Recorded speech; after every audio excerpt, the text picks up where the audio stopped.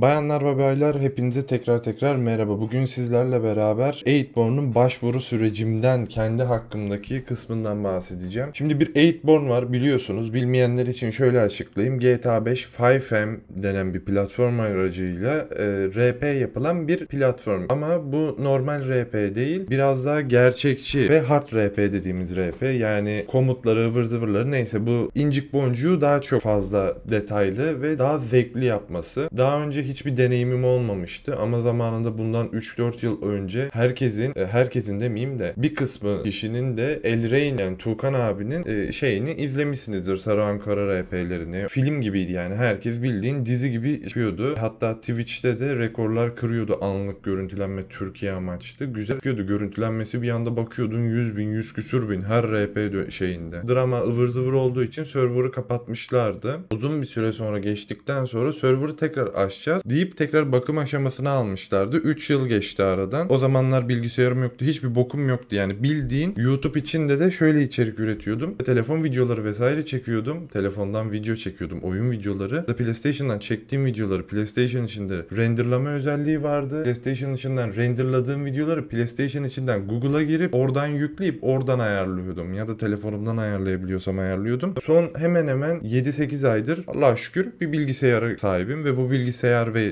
mikrofon, işte kulaklık olsun vesaire PlayStation 5 gücünün bir tık üstünde diyebilirim. Yani normal PlayStation 5, iş çıkan PlayStation 5, silimi demiyorum. İlk önce şuradan abone olalım, tamam mı? Şuradaki yüzdeliği görüyorsunuz. Ona göre lütfen yani bir abone olalım. Beğenip desteklemeyi, aşağıda yorumları ihmal etmeyelim ki bu şekilde hani büyüyoruz hocam. Bu arada 743 kişi olduk. Yavaş yavaş 1000 kişiye cidden az kaldı. Bu da benim için heyecan verici. Bununla ilgili ileride güzel bir açıklama yapacağım size. Çekilişi ıvır zıvır muhabbetleri de ileride olacak çünkü. Ben kazanmaya başlarsam siz de kazanırsınız kardeşim. Win-win. İlk önce başvurduğunuzda, bu arada 01 yani 1 Haziran'da açılacaktı başvurular. 2 Haziran'ın yani 2 Haziran'da açıldı. 10 bin 15 bin kişi, siteler çöktü. 5M'in sunucuları çöktü. Yurt dışındaki koca 5M'in, sadece bizimle de alakası yok o. Bir anda sunucuları kapandı. Sonra onlar bir tweet attı. Açacağız tekrar dedi. Herkes abanıyor ve sadece 1000 kişi başvurabilecek. İlk 1000 kişinin arasındaki şanslı löpçüklerdenim. Bu arada ücret $7, haberiniz olsun. Şöyle bir şey var. İlk 43 tane soru çıkıyor. Soruların detaylarını burada veremeyeceğim. Çünkü YouTube kanalı, ondan sonra Instagram'ın, yani kısaca kullandığın sosyal medya veya içerik üretip paylaştığın sosyal medya varsa onlara vermen gerekiyor. Yani isimlerini vermen gerekiyor ki senin kanalına da bakıyorlar. Büyük ihtimalle inceleyeceklerdi. Sonra Sayın, Utku, Maxiel vesaire onlarla beraber bir gece soru cevap toplantısı yaptılar. 200-300 kişi katıldık, işte soru sordular, şey yaptılar, cevaplandı, bilmem ne, konuşma oldu. Onlar konuştu, biz sorduk. 1-2 ay boyunca açık kaldığı sürece, hani deneme olacak o. Orada insanlar birbirleriyle kaynaşacak vesaire olduktan sonra server'a wipe atılacak abi. Server sıfırlanacak, resetlenecek. Büyük ihtimal bu resetlenme kısmından sonra Tuğkan abi, Rane, Kordi falan, onlar o zaman oynamaya başlayacak. Dönemi olacak. Herkes birbiriyle kaynaşacak, şey olacak. Sonra herkes CK atacak karakterine. Bu bir tık başta beni üzdü. O kadar uğraştım çünkü karaktere. Ondan sonra 1-2 ay sonra CK atılacak. Bu 1-2 ay süreç içinde de yayın yapma yasağı var. Ama YouTube'a video yükleyebiliyorsun. Ama yayın yapamıyorsun. Böyle bir şey var. Yani 8born'da ilk 1 ay veya 1,5 ay yayın yapamayacağım. Eğer kabul edilirsem tırnak içinde. Şimdilik bu siteye giriyorsunuz abi, tamam mı? Da yapmanız gereken en büyük şey rol kurallarına basıyorsunuz. Bura mıydı lan? Sırasıyla bak. İlk önce başvuru rehberi, sonra emote rol rehberi, ondan sonra sunucu politika ve kuralları, sonra Tebex rehberi. Tebex'ten satın alma işlemi vesaire yapıyorsunuz. Burası biraz karmaşık. Burayı ben çok detayına girmeyeceğim. Bunu Discord'dan moderatörlerle konuşursunuz cidden böyle bir şey yapacaksan. Detaylı göstermeyeceğim. Kendiniz gidin, araştırın, bakın. Yani bunları bu arada tek olsanız da yazmak zorundasınız. Çünkü izleniyorsun. Yani sen izlenmesen bile off stream yapıyorsun, konuşamadım. Moderatörler sürekli geziyor abi, bakıyor kim ne yapıyor diye. Sonuçta bu işten para da kazanıyorlar. $7 ama $7 3000-4000 kişiden kazandıkları o para ve daha fazla büyük ihtimal kazanacaklar da %50 para bunlara gidecek. %50'si de bağışlanacak. Artık hangi şeye bağışlanır bilmiyorum ama Tuğkan abi canlı yayında daha önce bunu kendisi kanıtlamış biri olduğu için istediği yere başlasın. Kendileri ortak şeyde karar veriyorlardı. Hangi derneğe başlayalım diye chatle karar verip yapıyorlardı daha önceden. İkincisi, burası çok uzun abi. Burayı okumak üşengeçlik şeyi. Bu arada ben açık ve ne söyleyeyim, bunların hepsini kopyala yapıştır yaptım. Resimleri hepsini metne döktüm. Metne döktükten sonra bunu bir yapay zekaya şey yaptım. Testi kitap gibi arka planda dinledim hepsini. Ondan sonra üstüne bir de özetini çıkartıp bir de ekstra özetlerini dinledim ki anlayayım. Ama okumakla uğraşmadım açıkçası. Yani ben gelip de burada bunu okurken içim bayıldı. Ölüyordum. Dedim başka çözüm bulmam lazım. Öyle bir şey yaptım. Burada güzel kurallar var. Bunlara uymazsanız bu arada bildiğim kadarıyla çok ağır bir şey yaparsanız direkt şutlanıyorsunuz. Öteki türlü sadece uyarı alıyorsunuz. Tebex rehberi burada bir video var. Nasıl alacağınızı gösteriyor. Bu aldatma olmasın. Şuradan ana sayfada. Ben bak ilk 500 kişi bitti, tamam mı? Bakıyorum abi ürünler ve ana sayfaya bakıyorum, tamam mı? Çünkü bu video aldatıcı bir video. Yalan bir video. Açık ve net yalan bir video yani. Burada bunu satın al diyorsunuz. Ondan sonra sizi yolluyor. Kart bilgilerinizi giriyorsunuz vesaire. Ürünler ve ana sayfayı sürekli güncelliyorum. Abi gözükmüyor. Herkes de öyle yapıyor. 500 kişi uyanık olan taraf ilk 500 sayfa şurayı yaptı. Başvurular kısmından alınmış. Ondan sonra bir saat 2 saat bekledik böyle, o ilk 500 kişi alındıktan sonra ikinci 500 kişi alınma açıldı. Aha dedim sürekli başvuruda F5'e basıyorum abi. Tak tak tak tak basıyorum, tamam mı? Ondan sonra Lux çıktı. Önceden de uyanıklık yaptım. Kart bilgilerimi ekstra bir not defterine kaydetmiştim. Oradan kopyala yapıştır yapıp kart bilgilerini tak tak hemen yapıştırdım oraya. Zaten oradan bir 2 dakika kazandım. Sonra hemen ismini, soy ismini, ıvır zıvırını, kodunu modunu giriyorsun. Sonra Lux yolluyorsun. Kartınızın yurt dışına açık olduğuna dikkat edin. Visa veya Mastercard kullanmanız gerekiyor. Ona çok dikkat edin. Bayağı güçlü. O yüzden DC sunucusunda acı çekerek yazıyordu yani. Abi işte olmadı bilmem ne, hay sıçayım hayatımız bitti falan diye millet tribe girmiş. Dedim ne yaşıyorsunuz? Bunun devamını gösteremiyorum ama buradan da işte yaptıktan sonra şuraya kupondan da size bir mail geliyor. O kupondaki o kodu giriyorsunuz. Sonra başvurunuz onaylanmış oluyor. Ben başvurum yani başvuru kısmı onaylandı. Sınavımı yapıyorum şu an. 32. sorudayım. 43 soru var. Soruların metin kalınlığı, başta kişisel bilgiler istiyor. Tık tık dolduruyorsun. Senin rollere ne kadar hakim olduğunu anlamaya çalışıyorlar. Sonra sana örnek rol şeyleri veriyorlar. Burada hata var mı yok mu tarzında. En sonunda da birkaç tane daha buna benzer bir de karakter bilgilerini, yani oluşturacağın karakterin bilgilerini, doğum tarihi, ismi ve hikayesi tarzında bilgiler istiyorlar. Saçma. Abi girince o doğaçlama olan bir şey. Başta fikirlerini şey yapmayacağım. Başta olacak şeyi herkese söyleyeyim. İlk 1,5 ay içinde ısınma kısmında herkes kemküm ede millet birbirine sokulacak. Yavaş yavaş böyle heyecanlı o şey olur ya, bir okula girdiğinde sınıflar karmadır, değişmiştir. O ilk günkü küçük bir heyecan olur ya. Hani istemesen de olur, okulu sevmesen de olur böyle. O küçük heyecan olacak. Millet başta bir ısınmaya çalışacak. Ondan sonra yavaş yavaş bir şekillenmeye başlayacak. Millet farm yapmaya başlayacak. Çünkü herkes sıfır başlayacak, şey yapacak. Karakterler gelişecek, bir şeyler olacak. Yavaş yavaş küçük böyle kaynaşmalı etkinlikler tarzında milletin ısınması için başlarda çok olacağını zannetmiyorum ama 2 hafta sonra falan hani böyle yavaş yavaş bazı şeyler olabilir. İşte gece küçük partiler, şeyler olma ihtimali var eğlence bakımından. Onun dışında reset atıldıktan sonra asıl olay başlayacağı için başta hiçbir şey olacağını zannetmiyorum.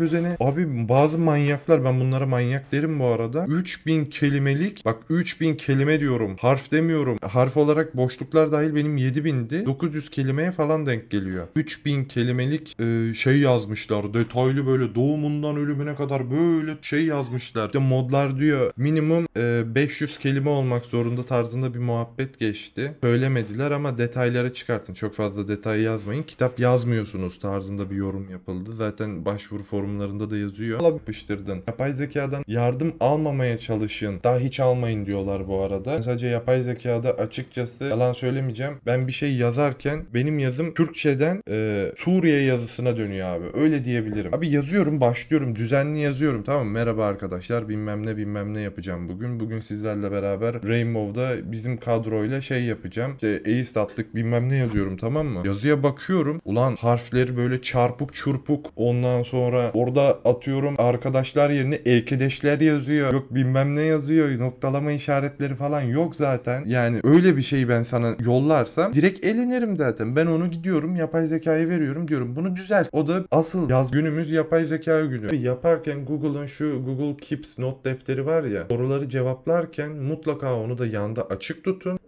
Şey yapın, sorularla beraber kopyala yapıştır yapın.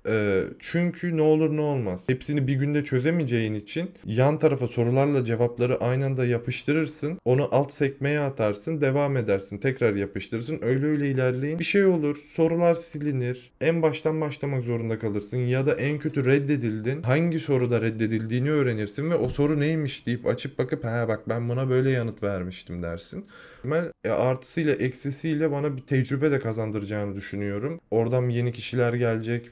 İşte bizim çocuklarla toplantı yaptık geçen gün. Dedim kabul edilirsem büyük ihtimal dedim hani bu boru değil dedim. 8born'a giriyorum dedim. Tuğkan abinin şeyine giriyorum vesaire dedim. Zaten bizim çocuklar da çok hevesli. Oynarsın biz izleriz tarzında muhabbetler dönüyor. Onlar da chatte bana çok büyük yardım edecek. Onlara da bu arada şimdiden şahsi olarak da teşekkür etmiştim de yani. Bir de videodan teşekkür edeyim, bir de açıklamıştı. Yayın yaparken chatinizde olan hakaret, ıvır zıvır vesaire drama, onlar bunlar sizi temsil edecek. Chatiniz sizi temsil edecek dedi, tamam mı?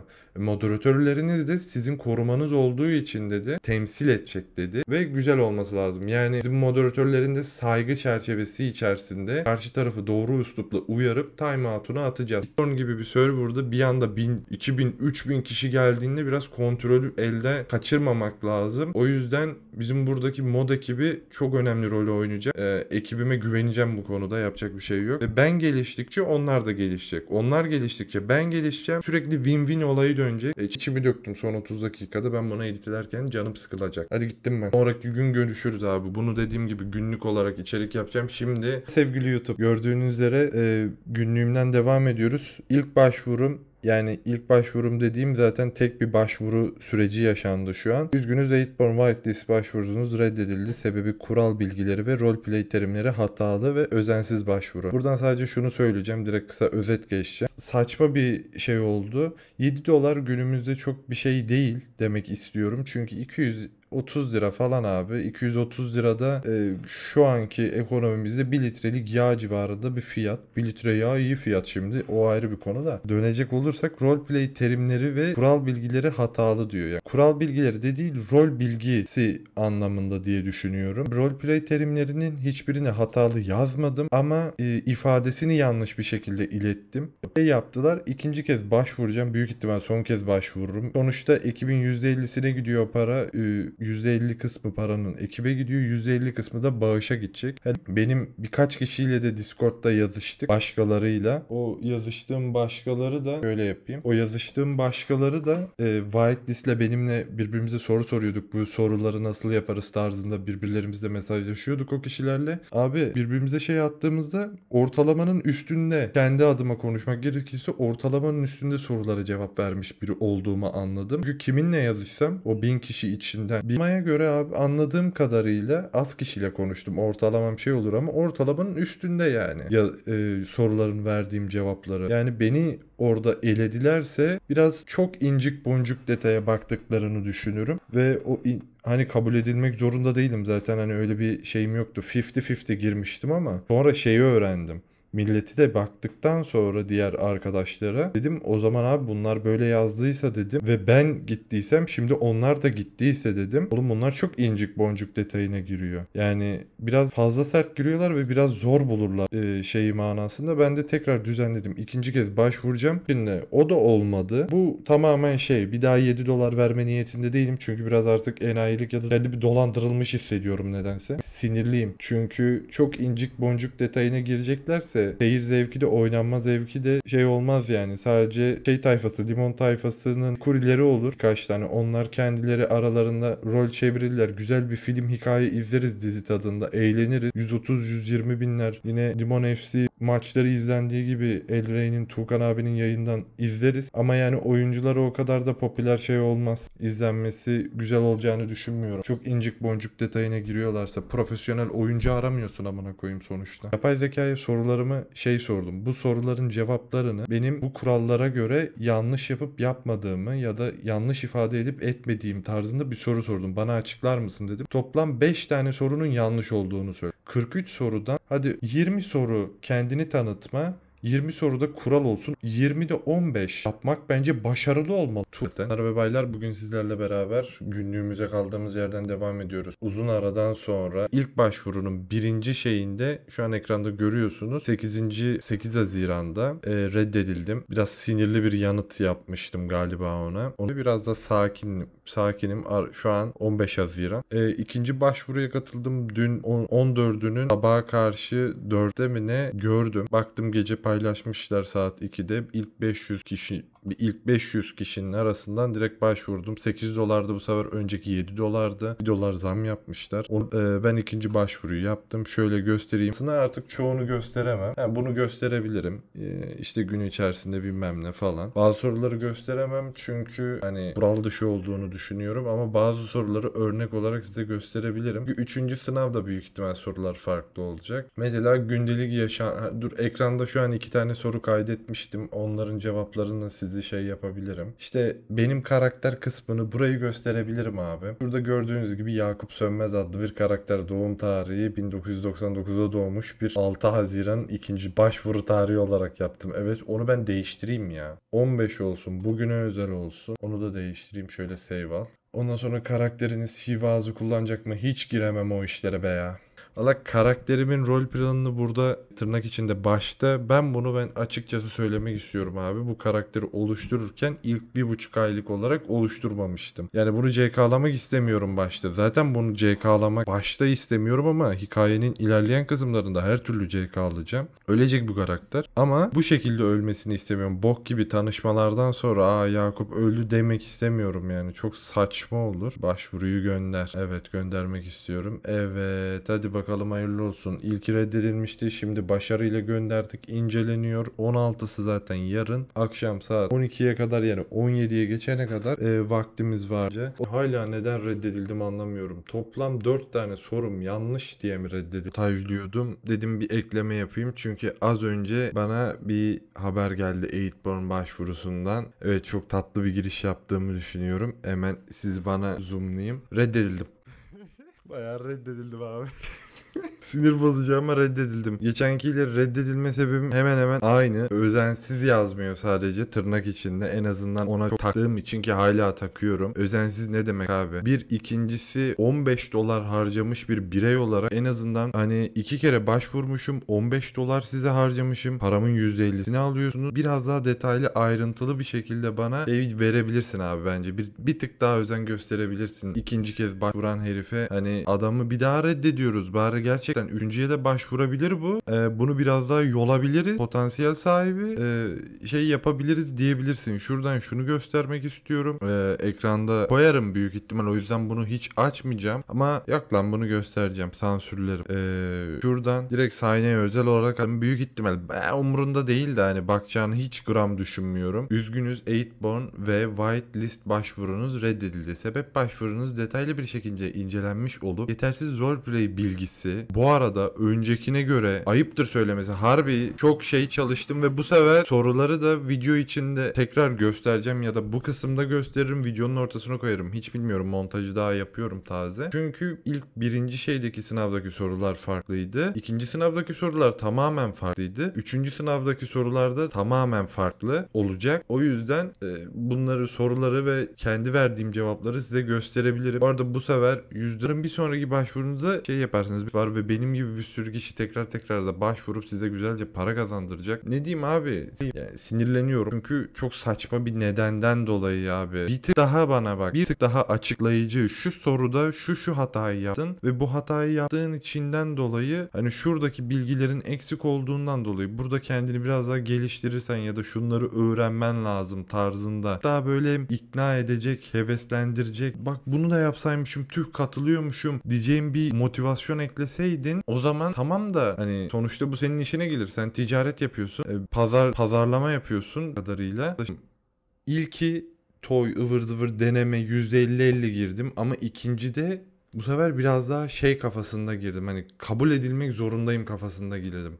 Neden? Bu sefer daha şey yaptım. Nasıl diyeyim?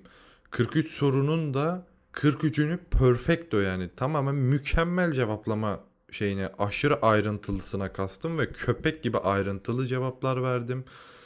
Yani senin bana bunu biraz daha açman lazım. Bunu açıp reddedilme mesajını yollasaydın hiçbir sorunum yoktu seninle. Sizinle, daha doğrusu seninle demeyeyim. Hiçbir sorunum yoktu. Çünkü o zaman ha tamam abi eyvallah çok mantıklıymış derdim. Senin bana, ben sana 15 dolar verdikten sonra bir tık açıklama yapmak zorundasın be. Kanka seni bak şu yüzden reddediyoruz. Tamam mı? Hani bir daha deneyeceksen dikkatli ol kardeşim tarzında bir uyarı mesajı atman lazımdı. Böyle yüzeysel mesaj atıp da sonra istersen bir sonraki başvuru döneminde tekrar deneyebilirsin dediğinde karşı tarafla bayağı dalga geçiyormuşsun niyetine. Bakış açısına şey veriyorsun.